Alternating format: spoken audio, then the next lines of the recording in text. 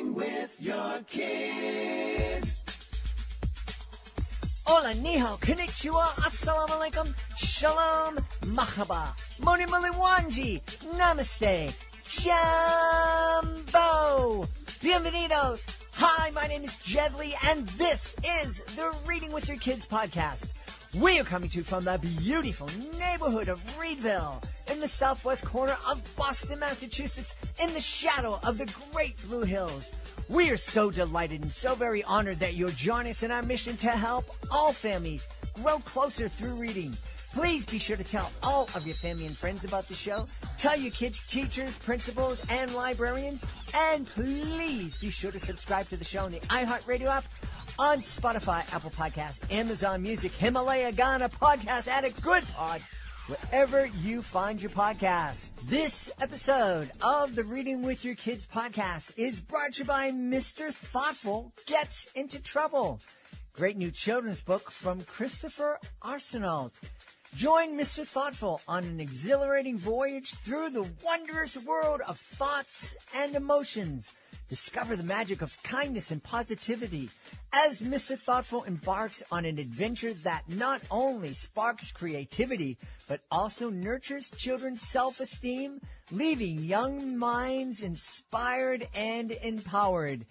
You are going to love meeting Mr. Thoughtful. He is your friendly guide through the world of thoughts and kindness. And you and your kids will both love joining in his adventure and discovering the power of positive thinking and the joy of choosing kindness over chaos. We love this book. You'll love it too. It's Mr. Thoughtful Gets Into Trouble by Christopher Arsenault. This episode of the Reading with Your Kids podcast is brought to you by Mickey on the Move, a great series of books from Michelle Wagner. We really love these books. You're going to love Mickey, the main character in both books, Mickey on the Move and Mickey on the Move Farming.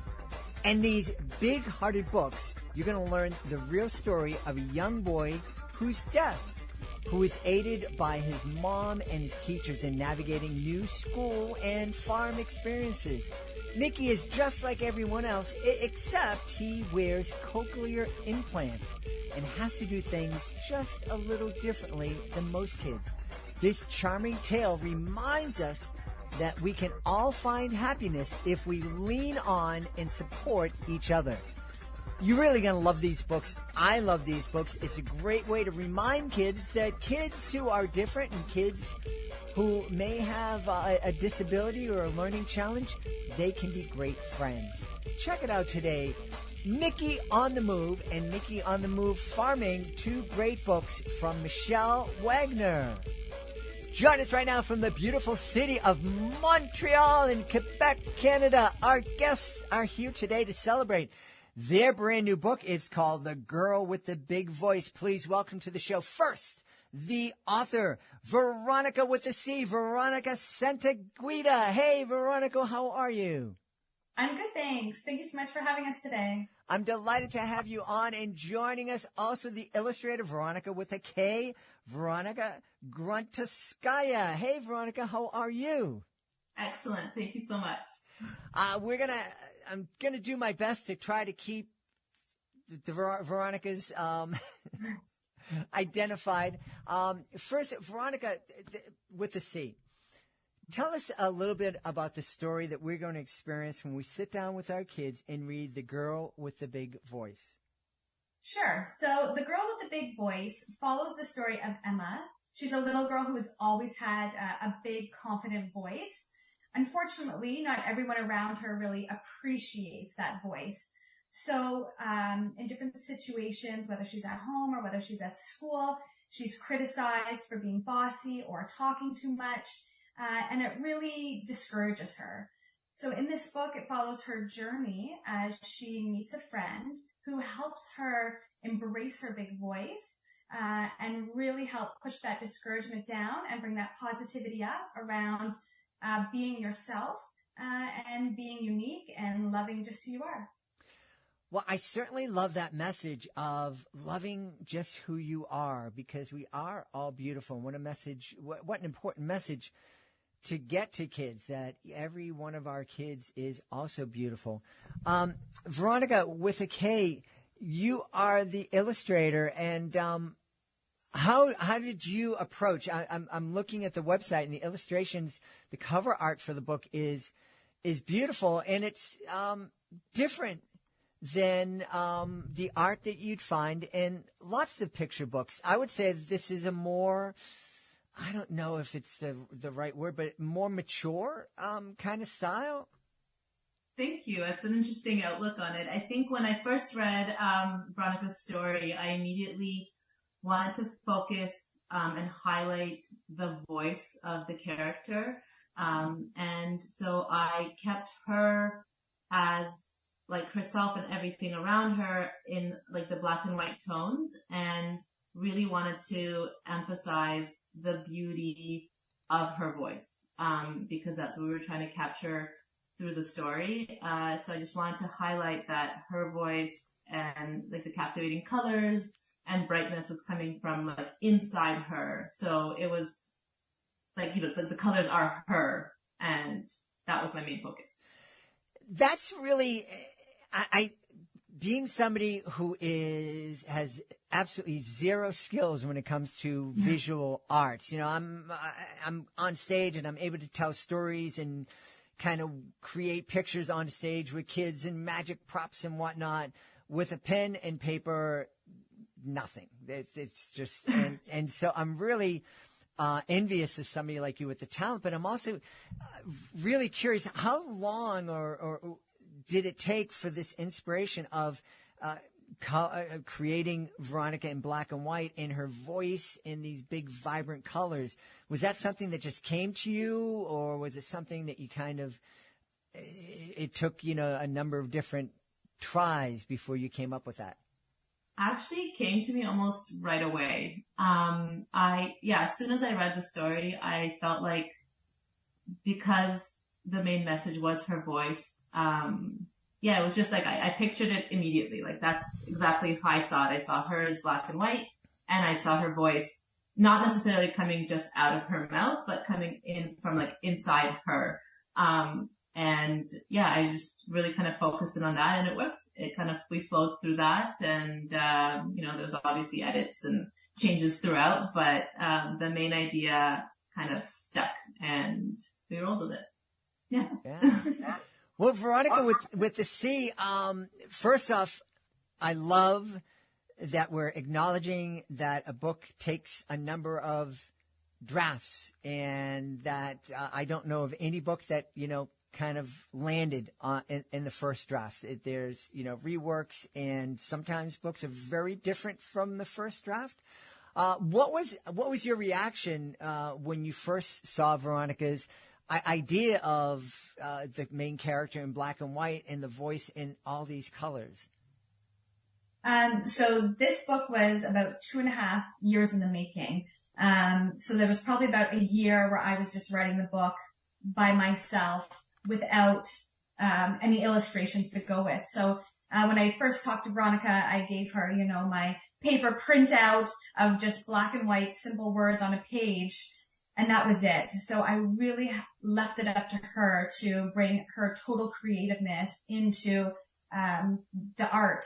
And she came back to me with some black and white sketches on a piece of paper, which I still have at my house, which I love so much. And even with her black and white, you know, pen and pencil sketched images, I was able to completely see the colors coming out without color, actually coming out of Emma, the main character. So, instantly she was able to portray the whole feel of the book with a simple sketch.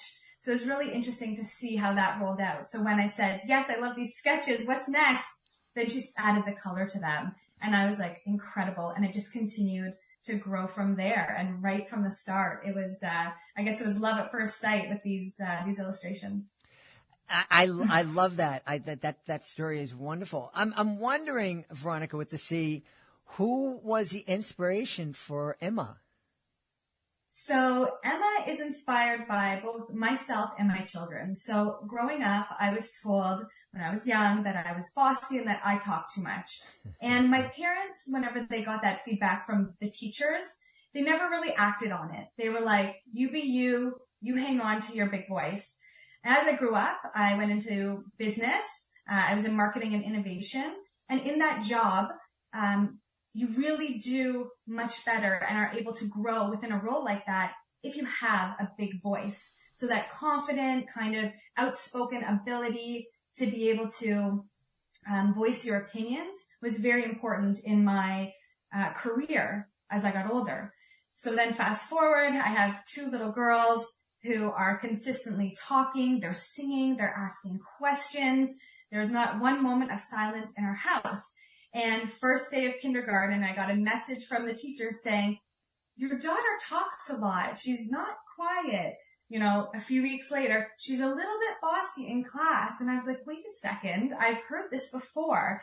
And although I understand that it can be disruptive in certain situations, there's definitely a way to embrace that big voice in a respectful way. So I sat down with my girls and explained to them, it's important to have a big voice. It's important to speak up. But it's also important to have the respect to listen to other people and be quiet when it's necessary. So when the teacher's giving a lecture in class, it's not your time to speak because everybody is trying to listen. And that is one of the messages that I really wanted to convey in this book. Embrace that big voice, never let that go, but also have the respect to listen to people around you when it's necessary without being silenced yourself. Well, I love that. As somebody who has been accused of having a big voice, and not so much a big voice, but talking too much throughout my whole life, I think that's right. It is important, you know, people who are able to speak up for themselves, especially in certain career fields, are much more successful. And so I'm really pleased that your parents kind of embraced your big voicedness and encouraged it. What was it about them? Because I'm sure there was probably a lot of pressure on them to kind of encourage you to be quiet. What was it about them that you know, let them know that, hey, yeah, no, my daughter should be speaking up for herself? I guess it stems really from my dad, actually. My dad always believed that when you speak to children, you should speak to them like adults. So when we were young growing up, he was never someone to bring things down to a children's level. He always thought that you should approach children with the type of obviously appropriate language to be able to communicate with them on a certain level. And with that also brings the confidence of speaking up for yourself. We're more likely, probably as parents, to tell a child to be quiet, or it's not your turn, or your opinion doesn't really matter, than we are to say that to an adult. So I think it really stemmed from my parents being really focusing on addressing me and my brother and the kids around us more like adults as opposed to like children. And then that kind of grew into maintaining that confidence and speaking up when you had something to say. Yeah. Veronica with a K, have you always, did you also have a big voice growing up, or were you expressing yourself through art from a very young age? I think if you look back through my report cards, I was definitely a talker. Definitely had a lot to say. And I also have a very supportive mother who also always encouraged us to be ourselves and to, you know, do what we wanted to do, who's also an artist. So, I mean, my background kind of stems from there. And yeah, I definitely didn't ever shy away. So I think when I read Veronica's book, it definitely resonated with me as well. I have 3 young boys. And I think this book works obviously for both genders and everyone in between, because I think it just speaks volumes that we do have to, especially in this day and age, like we have to, you know, stick to our beliefs and be respectful. And if you do that, then I think you'll be respected back. And I think that's kind of the main message in the book. So, yeah. You know, when I'm looking at your website, it's a team website. It's obviously a collaborative website, and you speak about each other as a team, which is different than a lot of author illustrators who come together for a project and then they move away. I get the feeling from your website that that you're not thinking of this collaboration as a one and done. Am I right about that? Are you looking to, kind of create a number of books together? Well, I think so. I think Emma's journey is just beginning, because this story was based on something I saw within my children as they continue to grow and enter more adventures and take on more challenges. I think that opens up a huge opportunity to continue to write some more books as we see their lives and their adventures expand. So I think there's definitely a future for Emma and other future characters as well. Yeah. We do have a lot of inspiration around us, yes, amongst our children. Yes, and, that's for sure. Yeah. Definitely, yeah. I just love it, and I'm curious. Canada is a beautiful nation. I've had the pleasure of visiting it. It's different in that French Canada, Montreal, Quebec, is very different than the rest of Canada. I'm wondering if I've only been able to spend a little bit of time in both Montreal and Quebec City. Both love both cities. I love the people, all the people that I met there. How does the culture in Montreal differ from the culture that we might experience in the rest of Canada and maybe the United States? Both of us have only lived in Montreal for, I think, 8 years. So we've definitely had the outside Montreal or outside Quebec life and the Montreal life.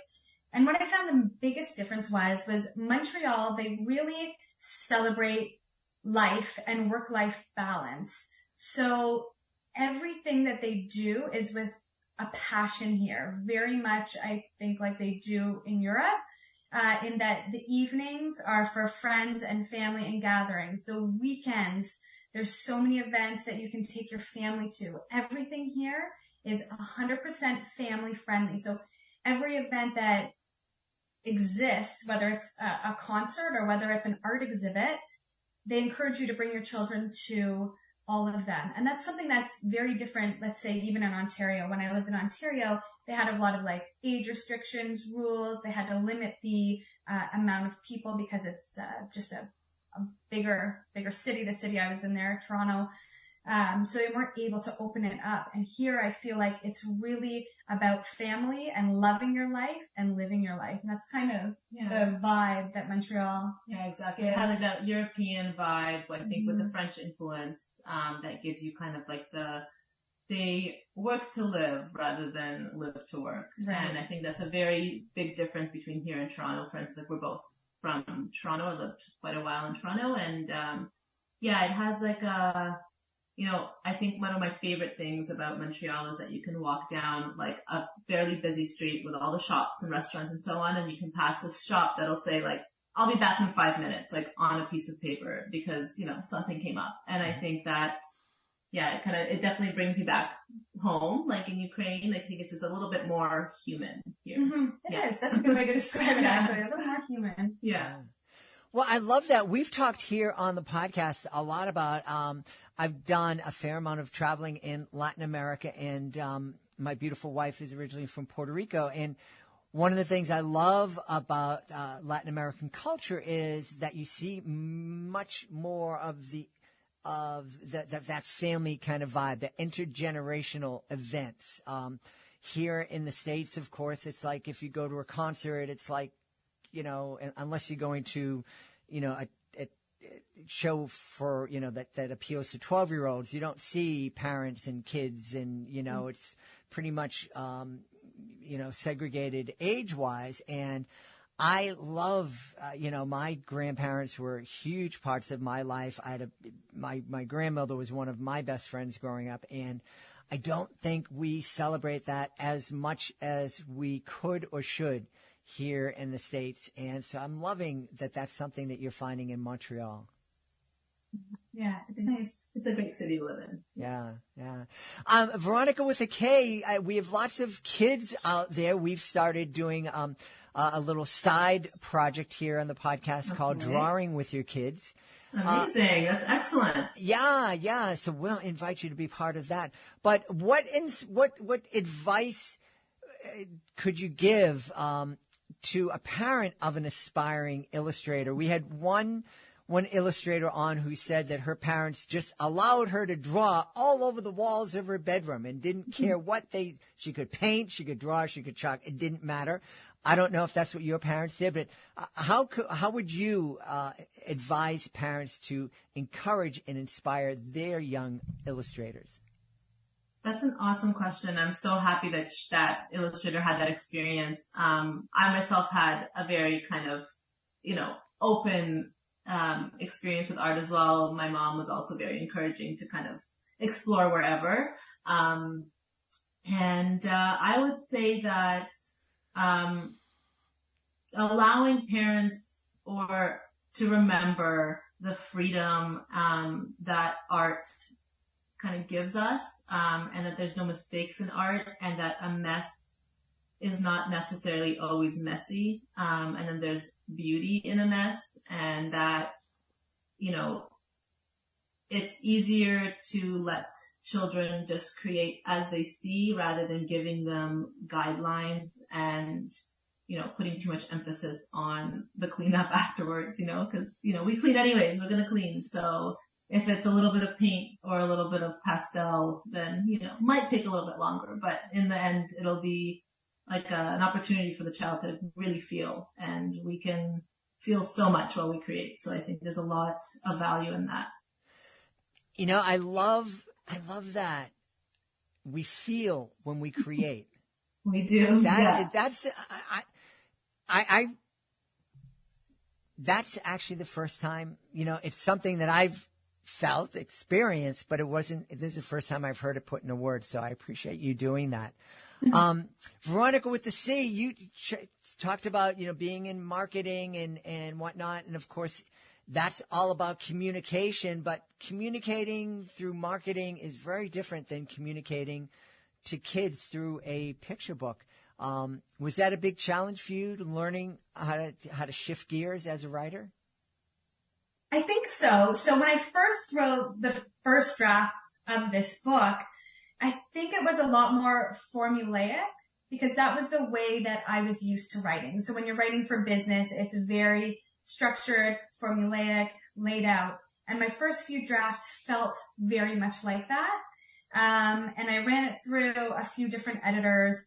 And one of the first bits of feedback that I got actually from a mentor more than an editor, they were like, it just needs to be softened a little bit, Look at it like you're speaking to your children as opposed to trying to get the words down on the page. So I think after I did a few more rewrites, I learned how to soften those words a little bit as opposed to more like the business style writing. So it definitely was a switch and a learning process. This is my first book. So there was definitely lots of learnings that went into it, but it's been very fulfilling to learn everything that goes into kind of writing the book and editing it and getting it illustrated and at what stage you do that.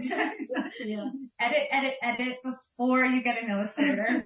Save your illustrator. It's okay. We edit along the way. So it's good. Yeah. Hey, I'm just curious, and either one of you can grab this question. How did the Veronicas meet?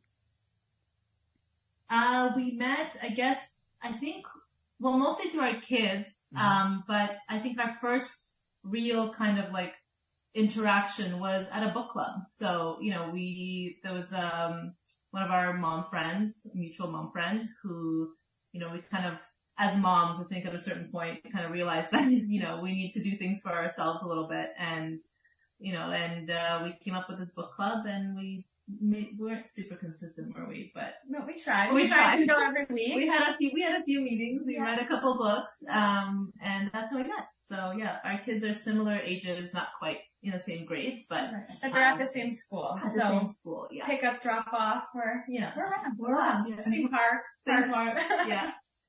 Well, that's fantastic. I mentioned your website earlier on. Let's tell everybody where they can go to find out more about the girl with the big voice and more about this great team. Sure. So you can check out our website. It's bloomingdahliapublishing.com. But there's also a lot of really great information about the book and a synopsis about the book if you just check it out on Amazon. So it's available on both Amazon.ca and Amazon.com. And if you go underneath where the book is listed, there's actually some information there about both myself and Veronica, as well as synopsises about the book. So you can read a little bit about it there as well. And then you can also find the book at many local bookstores. So if anyone's listening from Canada, we have some listings at local bookstores here in and around Montreal, and also in the U.S. At Barnes & Noble. Awesome. We've had a really fun time speaking with the author and illustrator of The Girl with the Big Voice. Our guest has been Veronica Santaguida and Veronika Gruntovskaya. Veronikas, thank you so much for being with us. Thank you. Thank you so much. This was fun. Thank you so much for having us. We hope you've enjoyed this episode of the Reading with Your Kids podcast and will join us for the next exciting episode of the show. We are so grateful that you're part of our beautiful Reading with Your Kids family. We'd love for you to connect with us on social media, facebook.com/readingwithyourkids, at Reading with Your Kids on Instagram, at Jedley Magic on Twitter. If you are on LinkedIn, please connect with Jed Doherty. We also have a Reading with Your Kids page on LinkedIn. We would love for you to visit our website, readingwithyourkids.com. Authors, click on the Authors Click Here button to find out how you can be a guest here on the show and find out how we can help you celebrate your book with the world. And also, parents, please be sure to visit readingwithyourkids.com to download our free online magazine. Hey, we want to thank the folks who made today's show so wonderful. Of course, we want to start by thanking our amazing guest. I also want to thank my team, Fatima Khan, Rory Grady, Chris Doherty, Ann O'Leary, Soji Franklin. I want to thank my beautiful wife for all the support she gives me. Most of all, we all want to thank you. Thank you so much for taking the time to join us today. And thank you so much for taking the time to make the world a better place by reading with your kids. I'll be looking for you in the next edition of the Reading with Your Kids podcast.